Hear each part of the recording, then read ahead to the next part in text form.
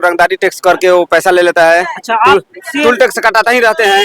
तब तो कोई रंगदारी टैक्स ले लेता है हमसे। और कहीं कोनो जगह में बहुत ज्यादा फुहर भी है। कार मैं हूँ तेज बहादुर कुंज और आप देख रहे हैं भारतीय दुआ प्रहरी। दोस्तों, इस समय हम उत्तर प्रदेश के प्रयागराज जिले में आए हुए हैं, जहां पर कांवड़िया के लोग मिले हुए हैं और उनका यह वस्त्र त्याग बलिदान को इंगित करता है। और इसी त्याग बलिदान के चलते तमाम प्रकार के लोग इन लोगों से नाना प्रकार के ज्ञान सीखने के लिए आते हैं और अपने परिवार और समाज को वह पल्लवित और पुष्पित करते हैं। हम उनसे जानने का प्रयास करते हैं कि कहाँ से आए हैं। आप कहाँ से आए हैं? हम नेपाल से आए हैं। नेपाल से आए हैं। आप यह कांवड़ की जो यात्रा शुरू किए हुए हैं, कब शुरू किए हैं?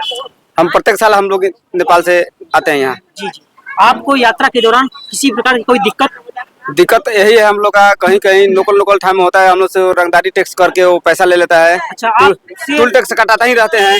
तब तो कोई रंगदारी टैक्स ले लेता है हमसे। और कहीं कोनो जगह में बहुत ज्यादा फुहर भी है। आपसे रंगदारी कहाँ खा लिए? वो तो हम सबका जगह थोड़ी मालूम है कहाँ रास्ते में आने के क्रम में। जैसे आप कहाँ जा रहे थे तो वो ऐसी हम सब सुल्तानगंज से आ रहे थे। उस टाइम में अब कौन जगह था वो तो हमको मालूम नहीं, लेकिन कोई ठाव में ऐसा होता है। आपको किस प्रकार की असुविधा हुई? कोई दिक्कत हुई? हमारा तो कोई दिक्कत नहीं हुआ। आपको कोई दिक्कत नहीं? आपके क्या घटना हुई, क्या बताइए? हम सब सुल्तानगंज से जब हम सब वहाँ 1 नंबर पावा था, हम के रोड वो कौन सा पार्किंग है वहाँ पर हम सब बस पार्किंग किया। उसके बाद में हम सब 6 ऑटो पकड़ा। सब ऑटो हम सब लाइन से जा रहे थे। एक महिला ने हम सब वो हमारे समाज का वो ऑटो से खस गया। खसने के बाद वहाँ कौन सा ठाव था? बागमारा से हम सब उगा दिया सदर हॉस्पिटल में। वहाँ हम सब 3-4 घंटा उसका इलाज भी किया। इलाज करते क्रम में वो उसका मौत हो गया, डेथ हो गया।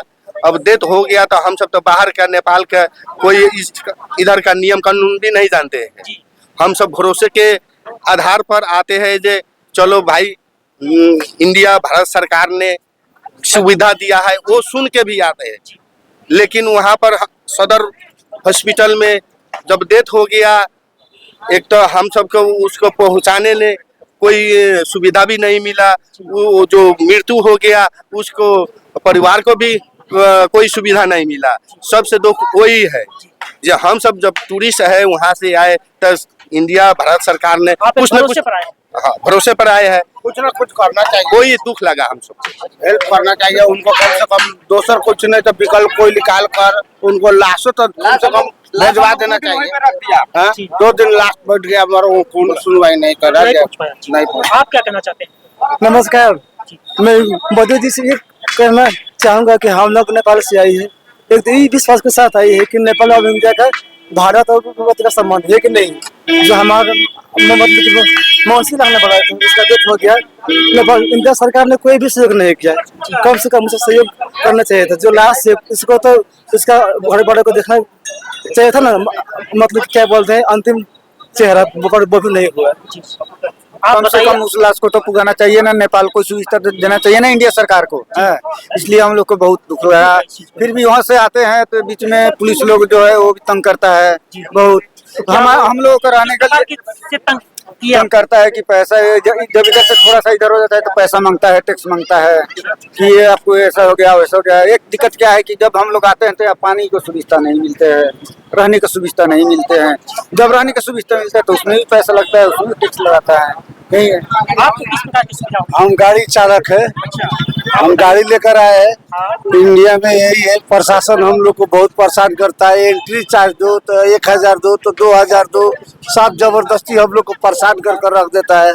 हम लोग को नेपाल में जाता है, इंडिया है गाड़ी, हम लोग कोई परेशान नहीं करता है।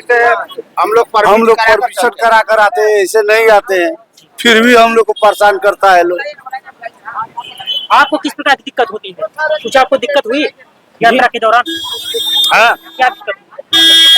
हम लोग जब घर से निकले तो रास्ते में तो दिक्कत नहीं हुआ, लेकिन जब देवघर में पहुंचा तो टेम्पू में टेम्पू पर बैठा था हमारा बम, एक बम हमारा गिर गया, समझ गए, गिर गया। उसके बाद सदर हॉस्पिटल है वहाँ पर देवघर में, उसी हॉस्पिटल में गया, वो उसका मतलब पोस्टमार्टम हुआ, मर गया। उसके बाद में आए हम लोग इधर, पूछते किसी से इधर उस जगह में जाने के लिए कौन रास्ता जाएगा, किधर जाएगा, तो कहता है इस रास्ते पढ़ा देता है, उस रास्ते भेज देता है, गुमराह कर देता है। हमको बहुत दिक्कत हो जाता है। और यहाँ पर अभी जैसे खाने जैसे कि हम लोग खाना पीना सब लेकर आते हैं, बस लेकर आते हैं, बम यहाँ बहुत गंदगी है, शोर भी है, और लोग भी यहाँ का उतना सही नहीं है। हमारे देश में, नेपाल देश में जाता है या बाहर का आदमी आता है, उसको बहुत वेलकम करते हैं, बहुत स्वागत करते हैं, हम लोग सेवा भी कर देते हैं, लेकिन यहाँ का कोई वैसा सहयोग नहीं करता है इंडिया में।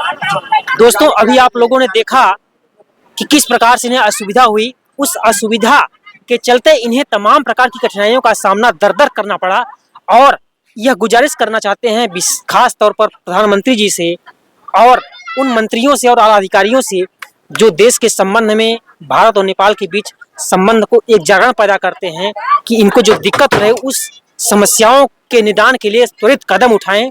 और इसी प्रकार से आप भारतीय द्वार चैनल को देखते रहिए, सजग बनिए। जय हिंद, जय भारत।